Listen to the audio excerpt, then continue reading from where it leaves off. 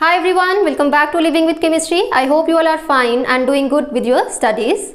So last video lecture में हमने atomic size के बारे में पढ़ा था, जिसमें मैंने उसकी वेरिएशन डिस्कस करी थी down the group and along the period. आज हम नेक्स्ट पीरियोडिक प्रॉपर्टी के बारे में स्टडी करेंगे and that property is valency. So बचपन से हम वैलेंसी के बारे में पढ़ते आए हैं that it is the combining capacity of an element. Valency क्या है? किसी भी एलिमेंट की कंबाइनिंग कैपेसिटी है। एंड एटम्स कंबाइन क्यों करते हैं इसके बारे में भी हम डिस्कस कर चुके हैं। एटम्स कंबाइन करते हैं in order to have nearest noble gas configuration. क्यों? बिकॉज जो नोबल गैसेज हैं पीरियोडिक टेबल में वो बहुत ज़्यादा स्टेबल हैं, इसीलिए उनको इनर्ट गैसेज भी कहते हैं। तो उनकी स्टेबिलिटी का कारण क्या है कि उनके आउटर मोस्ट शेल में 8 इलेक्ट्रॉन है। बाकी के एटम्स भी क्या चाहते हैं? They want stability. लाइक हम अपनी लाइफ में क्या चाहते हैं? स्टेबिलिटी चाहते हैं। लाइकवाइज एलिमेंट्स एटम्स भी क्या चाहते हैं? स्टेबल होना चाहते हैं।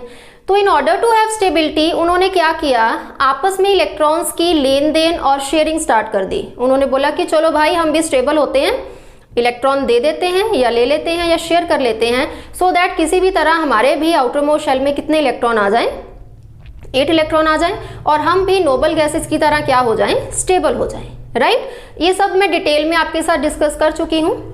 अब आज का हमारा जो टॉपिक ऑफ डिस्कशन है कि हमने वैलेंसी की वेरिएशन को स्टडी करना है along the period and down the group. Means in the periodic table जो वैलेंसी है, हर एक एलिमेंट की एक पर्टिकुलर वैलेंसी है एंड वो वैलेंसी किस तरह से वेरी करती है along the period and down the group. How we can calculate the valency of an element? ठीक है, उसके लिए मैं आपके साथ ट्रिक भी डिस्कस कर चुकी हूँ, वैलेंस इलेक्ट्रॉन्स के लिए भी ट्रिक डिस्कस कर चुकी हूँ। जिन बच्चों ने वो वीडियोस नहीं देखी हैं वो देख सकते हैं, लिंक मैं डिस्क्रिप्शन बॉक्स में दे दूंगी। सो अगर हमें किसी एलिमेंट की वैलेंसी कैलकुलेट करनी है, so for group number 1, 2, 13 and 14 valency कैसे कैलकुलेट करेंगे? Valency will be equal to number of valence electrons. Means जो एलिमेंट ग्रुप 1, 2, 13 और 14 को बिलोंग करते हैं उनके केस में उनकी वैलेंसी किसके इक्वल होगी? जितने उनके वैलेंस शेल में इलेक्ट्रॉन्स हैं, वैलेंस इलेक्ट्रॉन्स हैं। राइट? मान लो जैसे मैंने ग्रुप 1 का एलिमेंट ले लिया, हाइड्रोजन ले लिया, तो हाइड्रोजन के आउटर मोस्ट शेल में एक ही वैलेंस इलेक्ट्रॉन है, तो उसकी वैलेंसी क्या हो जाएगी? 1 हो जाएगी। ग्रुप नंबर 13 ले लो, aluminium belongs to group number 13, तो एल्यूमिनियम की इलेक्ट्रॉनिक कॉन्फिगरेशन है 283, तो उसके आउटर मोस्ट शेल में कितने वैलेंस इलेक्ट्रॉन्स हैं? 3 वैलेंस इलेक्ट्रॉन्स हैं, तो उसकी वैलेंसी भी क्या हो जाएगी? 3 हो जाएगी।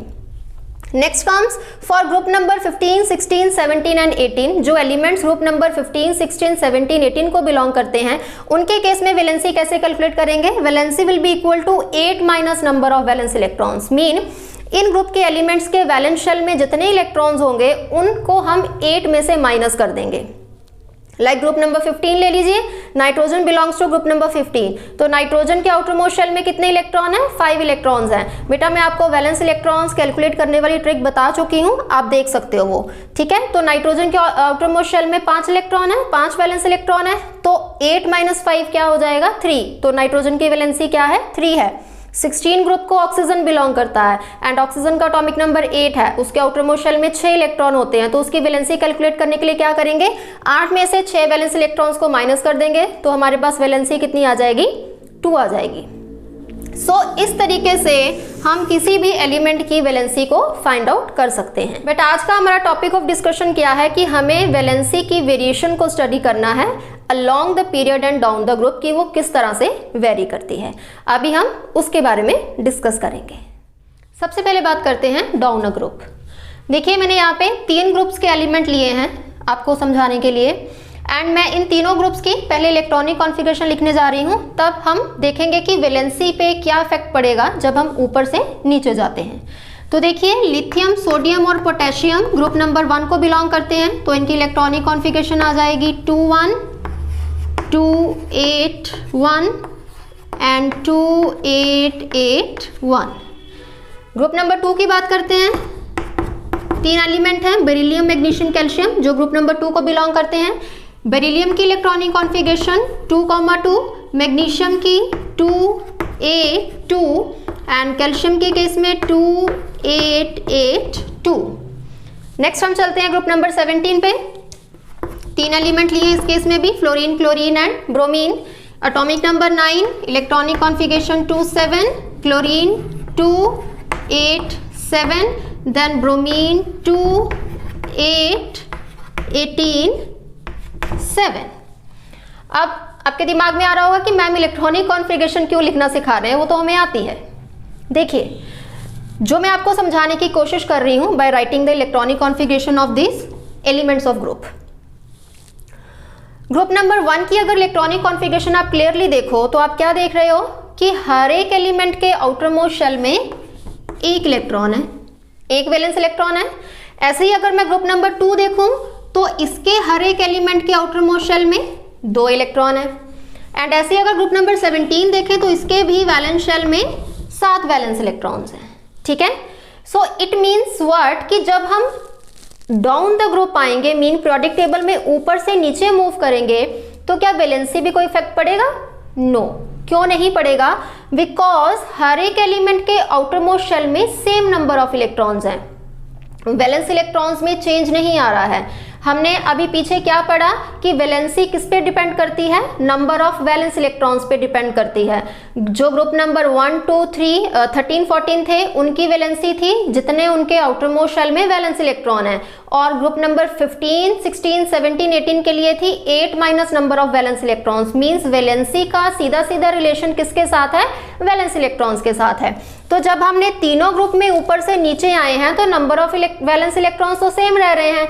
किसी भी एलिमेंट के आउटर मोस्ट शेल में वैलेंस इलेक्ट्रॉन्स वेरी नहीं कर रहे हैं। इट मीन्स जब हम ऊपर से नीचे मूव करते हैं the number of valence electrons remains the same.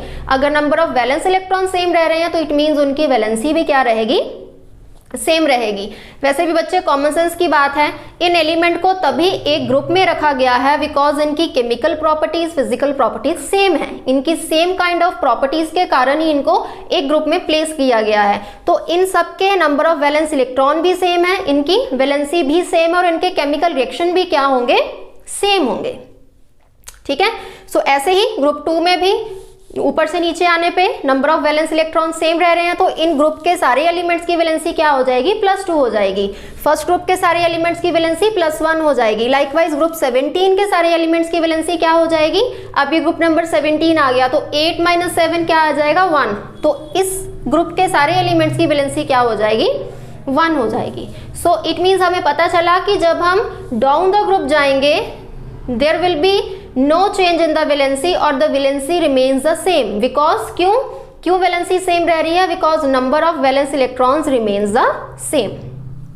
ठीक है, I hope आप समझ गए हो। अब बात करते हैं along the period। ठीक है, along the period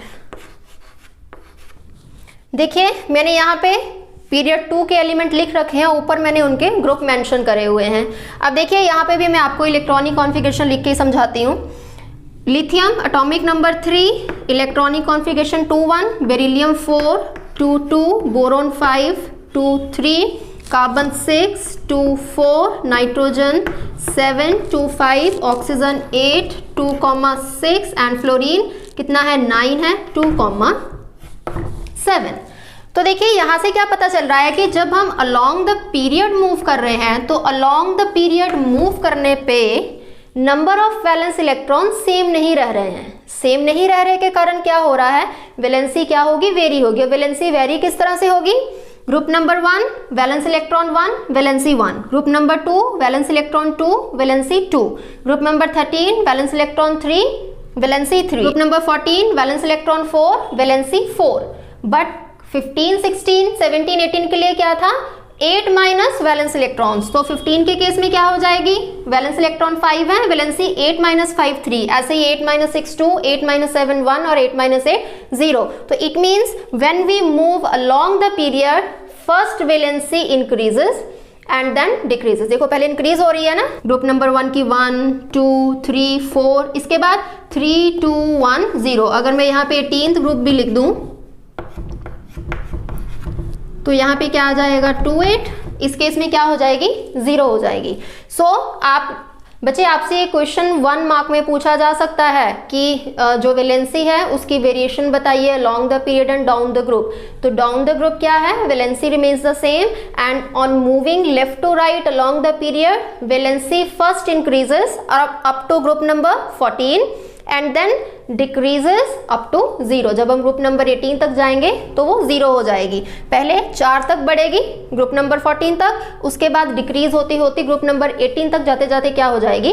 0 हो जाएगी। So this is all about valency. I hope आप समझ गए हो वैलेंसी की वेरिएशन।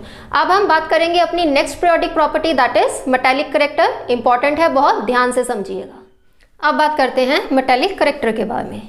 तो देखिए मेटालिक कैरेक्टर है क्या? The tendency of elements to lose electrons, the tendency of elements to lose electrons is there called metallic character. We know that metals किसे बोलते हैं? जो इलेक्ट्रॉन्स लूज करती हैं और इलेक्ट्रोपॉजिटिव आयंस बनाती हैं। दैट्स वाई हम क्या बोलते हैं कि metals are electropositive in nature. Metals को इलेक्ट्रिक पॉजिटिव बोलने का मतलब है कि metals have tendency to lose electron. जैसे मान लो मेरे पास सोडियम मेटल है, तो सोडियम क्या करेगा? अपना एक इलेक्ट्रॉन लूज करके किस में कन्वर्ट हो जाएगा? सोडियम आयन में, Na पॉजिटिव में। तो इनकी इसी टेंडेंसी को क्या कहते हैं? इनका मेटालिक कैरेक्टर कहते हैं, right? So now metallic character depends upon 2 factor. जैसे एटॉमिक साइज 2 फैक्टर्स पे डिपेंड करता था, कौन कौन से? Number of shells and nuclear charge. Likewise metallic character depend upon 2 factors. First one is atomic size, क्योंकि अब हम इसे पढ़ चुके हैं, and second one is nuclear charge. अब हम देखेंगे कि एटॉमिक साइज और न्यूक्लियर चार्ज मेटालिक कैरेक्टर को किस तरह से इफेक्ट करते हैं, and side by side we will study the variation of metallic character down the group and along the period. सबसे पहले देखिए मैंने यहाँ पे 2 पॉइंट लिख रखे हैं, इनको समझने की कोशिश करते हैं। Atomic size increases, metallic character also increases. बोलने का मतलब क्या है कि अभी हम ये बात नहीं कर रहे हैं कि हम ऊपर से नीचे आ रहे हैं या लेफ्ट से राइट जा रहे हैं। अभी हम जनरल बात कर रहे हैं कि मेटालिक कैरेक्टर को ये दोनों फैक्टर्स किस तरह से इफेक्ट करेंगे। एटॉमिक साइज जितना बड़ा होता जाएगा, मेटालिक कैरेक्टर उतना ही ज़्यादा इंक्रीज होता जाएगा। And second point is nuclear charge जितना बढ़ता जाएगा, मेटालिक कैरेक्टर उतना ही कम होता जाएगा। अब देखो, इसे समझने की कोशिश करते हैं। एटॉमिक साइज का बड़े होने का मतलब है एटम का साइज का बड़ा होना, एंड एटम के साइज के बड़े होने का मतलब क्या है कि जो इलेक्ट्रॉन वैलेंस शेल में प्रेजेंट है उसके और न्यूक्लियस के बीच के डिस्टेंस का बढ़ जाना। मेटालिक कैरेक्टर हम क्या बोल रहे हैं कि एलिमेंट्स की इलेक्ट्रॉन्स को लूज करने की टेंडेंसी क्या है? मेटालिक कैरेक्टर है। एंड वी नो दैट कि कौन सा इलेक्ट्रॉन लूज करता है एलिमेंट? जो इलेक्ट्रॉन उसके आउटर मोस्ट शेल में प्रेजेंट होता है। कोई भी एलिमेंट अपने अंदर वाले शेल से इलेक्ट्रॉन को लूज नहीं कर सकता, वो एक्सेप्शन है जो जिन केसेस में पेनल्टीमेट शेल से इलेक्ट्रॉन जाता है, बट उससे अंदर से नहीं जा सकता। सो जब भी एटम एलिमेंट अपना इलेक्ट्रॉन लूज करेगा वो कौन से शेल से करेगा? आउटर मोस्ट शेल से करेगा, वैलेंस शेल से करेगा, राइट? सो साइज जितना बड़ा होता जाएगा उतना ही डिस्टेंस बढ़ता जाएगा between the nucleus and the electron present in the valence shell. And distance बढ़ने से क्या होगा? उनके बीच जो एक ऑपोजिट चार्जेस अट्रैक्ट करते हैं ना, जो न्यूक्लियस पे न्यूक्लियर चार्ज है वो उसे उतनी जोर से अपनी साइड पुल नहीं कर पाएगा, जो पुल है वो कम हो जाएगा। और जितना पुल कम होगा उतना ही इजी है किसी भी एटम के आउटर मोस्ट शेल में से इलेक्ट्रॉन को नॉकआउट करना, मतलब बाहर निकालना। थोड़ी सी एनर्जी अप्लाई करेंगे, इलेक्ट्रॉन एक्साइटेड होगा, एक्साइटेड होके वो बाहर निकल आएगा, ठीक है? सो इसीलिए बोल रहे हैं कि जैसे जैसे एटॉमिक साइज बढ़ता जाएगा, एटम का साइज बढ़ता जाएगा, मेटालिक कैरेक्टर भी इंक्रीज होता जाएगा, ठीक है? जैसे जैसे एटम का साइज बड़ा होता जाएगा वैसे वैसे मेटालिक कैरेक्टर भी बढ़ता जाएगा। क्यों? क्योंकि डिस्टेंस बढ़ जाएगा between the nucleus and electron present in the outermost shell, जिसके कारण न्यूक्लियस उसको उतनी जोर से अपनी साइड पुल नहीं कर पाएगा, और अगर पुल नहीं कर पाएगा तो ये बहुत आसान है कि उस इलेक्ट्रॉन को बाहर निकाल लिया जाए। अब बात करते हैं सेकेंड फैक्टर की, न्यूक्लियर चार्ज की। न्यूक्लियर चार्ज बढ़ने से मेटालिक कैरेक्टर कैसे घटेगा? अब देखिए न्यूक्लियर चार्ज बढ़ता जा रहा है। न्यूक्लियर चार्ज बढ़ने का मतलब है न्यूक्लियस की जो इलेक्ट्रॉन वैलेंस शेल में प्रेजेंट हैं उनको टाइटली होल्ड करने की, उनको पुल करने की टेंडेंसी क्या होती जा रही है? बढ़ती जा रही है। मीन्स वो शक्तिशाली हो रहा है। न्यूक्लियर चार्ज का बढ़ना मतलब न्यूक्लियस का पावरफुल होना। जितना ज्यादा उसका न्यूक्लियर चार्ज होगा उतनी ही जोर से वो इलेक्ट्रॉन्स को अपनी साइड पुल करके रखेगा। जब वो इलेक्ट्रॉन्स को अपनी साइड पुल करके रख रहा है, it means it is not easy for that valence electron to leave that atom. समझ रहे हो मेरी बात? न्यूक्लियस ने एटम को बहुत जोर से अट्रैक्ट करके रखा है, खींच के रखा है, वो उसे पुल लगा रहा है। तो हम उसे निकाल तो लेंगे, हम निकाल सकते हैं no doubt, but we have to apply more energy. हम ज़्यादा एनर्जी अप्लाई करेंगे तब वो इलेक्ट्रॉन नॉकआउट होगा। एंड हो सकता है कि इतनी एनर्जी हम अप्लाई ना कर पाएँ जो कि उसके फोर्स ऑफ अट्रैक्शन को ख़त्म कर दे। सो न्यूक्लियर चार्ज के बढ़ने से मेटालिक करैक्टर का कम होने का कारण क्या है कि जो न्यूक्लियर पुल लगा रहा है, न्यूक्लियर चार्ज से उसे अपनी साइड पुल कर रहा है, उस पुल के कारण जो इलेक्ट्रॉन आउटरमोस्ट शेल में प्रेजेंट है वो इजीली नॉकआउट नहीं होगा। ठीक है, अभी हम क्या करेंगे, स्टडी करेंगे अपने along the period and down the group कि वहां पे किस तरह से मेटालिक करैक्टर बढ़ता है और कम होता है depending upon these two factors, atomic size and nuclear charge. हाँ जी, जब हम मूव करते हैं डाउन द ग्रुप, ऊपर से नीचे मूव करते हैं प्रोडिक्ट टेबल में, तो हमने पढ़ा था कि दो फैक्टर्स में डिफरेंस आता है। एक तो नंबर ऑफ शेल्स बढ़ते हैं, सेकेंडली न्यूक्लियर चार्ज बढ़ता है। पर हमने पढ़ा था कि effect of addition of new shell is more prominent as compare to increase in nuclear charge. इसीलिए नीचे आने पे साइज बड़ा होता है। हमने ऑलरेडी पढ़ लिया है कि as we move down the group in the periodic table atomic size increases, right. So अभी हम देखेंगे कि मेटालिक करैक्टर पे इसका क्या इफेक्ट पड़ेगा। ये मैं ऑलरेडी डिस्कस कर चुकी हूँ कि साइज बड़ा होगा तो डिस्टेंस ज्यादा होगा वैलेंस इलेक्ट्रॉन और न्यूक्लियस के बीच, पुल कम होगा, पुल कम होने के कारण इलेक्ट्रॉन इजीली नॉकआउट हो जाएगा। तो अगर मैं ग्रुप 1 के एलिमेंट्स की बात करूं, उसमें जो लिथियम होगा वो लीस्ट मेटालिक होगा और जो रुबिडियम होगा वो मोस्ट मेटालिक होगा। क्यों? क्योंकि ऊपर से नीचे आते आते साइज बड़ा है ना, ऊपर लिथियम का साइज छोटा है as compare to the size of rubidium, इसीलिए लिथियम लीस्ट मेटालिक है ग्रुप 1 के एलिमेंट्स में और जो रुबिडियम है वो मोस्ट मेटालिक है। ठीक है, अब बात करेंगे अलोंग द पीरियड।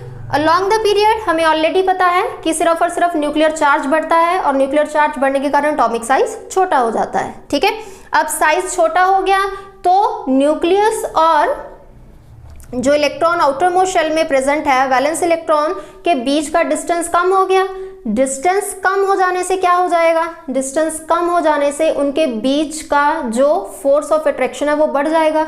न्यूक्लियस बहुत ही स्ट्रांगली पुल करेगा जो इलेक्ट्रॉन आउटर मोस्ट शेल में प्रेजेंट है, जिसके कारण उस इलेक्ट्रॉन को बाहर निकालना थोड़ा सा मुश्किल हो जाएगा। इसीलिए जब हम लेफ्ट से राइट को मूव करते हैं अलोंग द पीरियड तो मेटालिक करैक्टर कम होता जाता है। इसीलिए हमने देखा भी है, पढ़ा भी है पीरियोडिक टेबल कि पीरियोडिक टेबल के लेफ्ट में सारी की सारी मेटल्स हैं और राइट में मोस्टली क्या हैं, नॉन मेटल्स हैं। उसका कारण यही है कि जो मेटालिक करैक्टर है वो लेफ्ट से राइट जाते जाते क्या हो जाता है, कम हो जाता है। आई होप आप लोग समझ गए हो मेटालिक करैक्टर की variation along the period and down the group. अभी हम बात करेंगे नॉन मेटालिक करैक्टर के बारे में। Non metallic character metallic character का बिल्कुल रिवर्स है। जैसे कि मेटालिक करैक्टर क्या था, tendency of an element to lose electron. Non metallic character क्या हो जाएगा, the tendency of elements to gain electrons, right. तो नॉन मेटल्स क्या करती हैं, they have tendency to gain electron. Electron gain करने के बाद वो इलेक्ट्रोनेगेटिव आयन बनाती हैं, that's why they are known as electronegative in nature. जितनी भी नॉन मेटल्स हैं उन्हें हम इलेक्ट्रोनेगेटिव बोलते हैं नेचर में। लाइक मेरे पास क्लोरीन है, क्लोरीन क्या करेगी, एक इलेक्ट्रॉन गेन कर लेगी एंड किस में कन्वर्ट हो जाएगी, क्लोराइड आयन में। ठीक है जी, जैसे मेटालिक करैक्टर दो फैक्टर्स पे डिपेंड करता था, ऐसे ही नॉन मेटालिक करैक्टर भी दोनों ही फैक्टर्स पे डिपेंड करता है। First one is atomic size and another one is nuclear charge. अब आप मुझे बताइए कि एटॉमिक साइज का क्या इफेक्ट पड़ेगा, थोड़ा सोच के देखिए। साइज जितना बड़ा होगा तो नॉन मेटालिक करैक्टर क्या होगा, उतना ही कम होगा। रीजन बीइंग, साइज बड़ा होने के कारण आउटर मोस्ट शेल में जो इलेक्ट्रॉन है वैलेंस इलेक्ट्रॉन और न्यूक्लियस के बीच फोर्स ऑफ अट्रैक्शन बहुत कम है। भैया ये न्यूक्लियस तो अपने आउटर मोस्ट शेल में जो इलेक्ट्रॉन है उसे ही नहीं पुल कर पा रहा, तो इनकमिंग इलेक्ट्रॉन को कहां से पुल करेगा। इलेक्ट्रॉन ऐड कैसे होता है, due to the pull of the nuclear charge. Nucleus incoming electron को पुल करता है जिससे कि इनकमिंग इलेक्ट्रॉन एटम के अंदर ऐड हो जाता है। तो अभी तो कंडीशन ये है कि एटम का साइज इतना बड़ा है कि जो बेचारा न्यूक्लियस है उसका न्यूक्लियर चार्ज अपने ही वैलेंस शेल में जो इलेक्ट्रॉन है उसको नहीं अट्रैक्ट कर पा रहा, उसको नहीं पुल कर पा रहा, तो नए इलेक्ट्रॉन को कहां से पुल करेगा। तो नॉन मेटालिक करैक्टर क्या हो जाएगा, डिक्रीज हो जाएगा। ठीक है, याद रखना है आपने, एटॉमिक साइज अगर ज्यादा है तो मेटालिक करैक्टर क्या हो,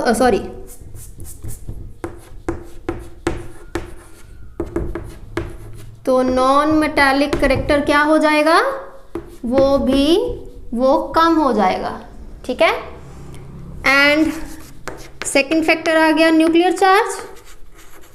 न्यूक्लियर चार्ज अगर क्या होगा, ज़्यादा होगा, तो नॉन मेटेलिक करेक्टर भी क्या हो जाएगा, ज़्यादा हो जाएगा। क्यों? क्योंकि न्यूक्लियर चार्ज जितना ज़्यादा हो, अभी मैंने बताया न्यूक्लियर चार्ज जितना ज़्यादा होगा उतना ही न्यूक्लियस इनकमिंग इलेक्ट्रॉन को अपनी साइड पुल करेगा। तो पुल करने से क्या होगा, वो इनकमिंग इलेक्ट्रॉन एटम के अंदर ऐड हो जाएगा और नॉन मेटेलिक करेक्टर को रेफर करेगा, ठीक है। सो चार्ज जितना ज़्यादा होगा नॉन मेटेलिक करेक्टर उतना ज़्यादा होगा। उल्टा हो गया ना, पिछले केस में क्या था, एटॉमिक साइज जितना बड़ा मेटेलिक करेक्टर उतना ज़्यादा, न्यूक्लियर चार्ज जितना ज़्यादा मेटेलिक करेक्टर उतना ही कम। बट इसके केस में उल्टा हो गया, अगर साइज ज़्यादा है तो नॉन मेटेलिक करेक्टर कम होगा, चार्ज ज़्यादा है तो नॉन मेटेलिक करेक्टर ज़्यादा होगा, ठीक है। अभी हम इसकी फटाफट से वेरिएशन डिस्कस कर लेते हैं कि अलोंग द पीरियड और डाउन द ग्रुप इसकी वेरिएशन किस तरह से होगी, किस तरह से वेरी करेगा पीरियोडिक टेबल में। हाँ जी, चलिए फटाफट वेरिएशन स्टडी करते हैं। देखिए, down a group non metallic character decreases. Reason I think अब आप बता पाओगे मेरे को। डाउन द ग्रुप क्या होता है, एटॉमिक साइज बड़ा होता है, साइज बड़ा होगा तो न्यूक्लियस पे जो न्यूक्लियर चार्ज है वो इनकमिंग इलेक्ट्रॉन को उतनी ज़ोर से पुल नहीं कर पाएगा ताकि वो एटम के अंदर ऐड हो जाए, जिसके कारण नॉन मेटेलिक करेक्टर क्या हो जाएगा, कम हो जाएगा। वैसे भी हम पढ़ ही चुके हैं कि नीचे को तो मेटेलिक करेक्टर बढ़ता है, तो अगर नीचे को जाने पे पीरियोडिक टेबल में मेटेलिक करेक्टर बढ़ता है तो नॉन मेटेलिक करेक्टर तो बढ़ ही नहीं सकता ना। एक ही चीज़ हो सकती है, जो तो मेटेलिक करेक्टर बढ़ेगा, जहाँ इलेक्ट्रॉन देने की टेंडेंसी बढ़ेगी, जहाँ इलेक्ट्रॉन लेने की टेंडेंसी बढ़ेगी। तो हम जब नीचे को जाते हैं पीरियोडिक टेबल में तो इलेक्ट्रॉन को लूज करने की टेंडेंसी बढ़ती है, गेन करने की नहीं। यहाँ पे मैंने ग्रुप 14 के एलिमेंट्स लिख रखे हैं, carbon, silicon, germanium, tin and lead, जिसमें आप क्लियरली देख सकते हो जो कार्बन और सिलिकॉन है वो नॉन मेटल्स हैं। Germanium is a metalloid, metalloids जो दोनों की प्रॉपर्टीज को शो करता है, मेटल्स एंड नॉन मेटल्स को हम सेमी मेटल्स भी बोल देते हैं। टिन और जो लेड हैं वो कंप्लीटली मेटल्स हैं। क्यों? क्योंकि नीचे को आने पे क्या हो रहा है, साइज बड़ा हो रहा है, साइज बड़ा होने के कारण इलेक्ट्रॉन को लूज करने की टेंडेंसी बढ़ रही है एज कंपेयर टू इलेक्ट्रॉन को गेन करने की। इसीलिए जब हम डाउन द ग्रुप जाएंगे तो मेटेलिक करेक्टर बढ़ेगा जबकि नॉन मेटेलिक करेक्टर कम होगा। अब आप इसको रिलेट करके पढ़ो। अलोंग द पीरियड क्या होगा, non metallic character increase obviously. क्यों? क्योंकि जब लेफ्ट टू राइट जाते हैं पीरियोडिक टेबल में तो साइज छोटा होता है, न्यूक्लियर चार्ज बढ़ता है, दोनों ही फैक्टर फेवर्स में जा रहे हैं, साइज भी छोटा हो रहा है और न्यूक्लियर चार्ज भी बढ़ रहा है। तो भाई सोने पे सुहागा हो रहा है। न्यूक्लियस पहले ही पूरा अपना फोर्स लगा रहा था क्योंकि शक्तिशाली है, न्यूक्लियर चार्ज बहुत ज़्यादा है और ऊपर से साइज भी छोटा हो गया, तो साइज छोटा उसे और फेवर कर रहा है कि जो इनकमिंग इलेक्ट्रॉन आए वो उसको फटाफट अंदर ऐड करवा ले एटम में। तो इसीलिए नॉन मेटेलिक करेक्टर जब हम लेफ्ट टू राइट जाते हैं पीरियोडिक टेबल में अलोंग द पीरियड क्या हो जाता है, इंक्रीज हो जाता है, जबकि मेटेलिक करेक्टर क्या हो रहा था, डिक्रीज हो रहा था। ठीक है, सो आई होप आप समझ गए होंगे। एक समरी दे देती हूँ मैं आपको। सबसे पहले हमने वैलेंसी पढ़ा, down the group valency remains the same and along the period valency first increases then decreases. And metallic character के बारे में हमने पढ़ा कि जब हम डाउन द ग्रुप मूव करते हैं तो साइज बड़ा होने के कारण मेटेलिक करेक्टर भी बढ़ जाता है एंड जो नॉन मेटेलिक करेक्टर है वो डाउन द ग्रुप क्या हो जाता है, कम हो जाता है। एंड जब हम अलोंग द पीरियड मूव करते हैं फ्रॉम लेफ्ट टू राइट तो जो मेटेलिक करेक्टर है वो कम हो जाता है and on the other hand जो नॉन मेटेलिक करेक्टर है वो इंक्रीज हो जाता है। रीजंस आई थिंक मैंने बहुत अच्छे से आपको एक्सप्लेन कर दिए हैं। सो इन पीरियोडिक प्रॉपर्टीज़ की कंप्लीशन के बाद मैं इसके जो इंपॉर्टेंट क्वेश्चंस हैं वो आपके साथ डिस्कस करूंगी, शॉर्ट आंसर, मल्टीपल चॉइस, हर तरह के क्वेश्चन डिस्कस करूंगी। सो आई होप आपको समझ आ गया होगा। समझ आया तो मुझे कमेंट सेक्शन में कमेंट करके ज़रूर बताइएगा एंड मिलूंगी फिर आपसे नेक्स्ट वीडियो में। इसकी नेक्स्ट पीरियोडिक प्रॉपर्टीज़ के साथ इलेक्ट्रोनेगेटिविटी रह गई है, उसके साथ साथ मैं नेचर ऑफ ऑक्साइड और केमिकल रिएक्टिविटी भी डिस्कस करूंगी बिकॉज हमने कोई रिस्क नहीं लेना है, हमने हर तरह का क्वेश्चन करना है एग्जाम के लिए prepare. So till then stay tuned, keep studying, keep watching my videos and keep supporting and thanks for watching this video.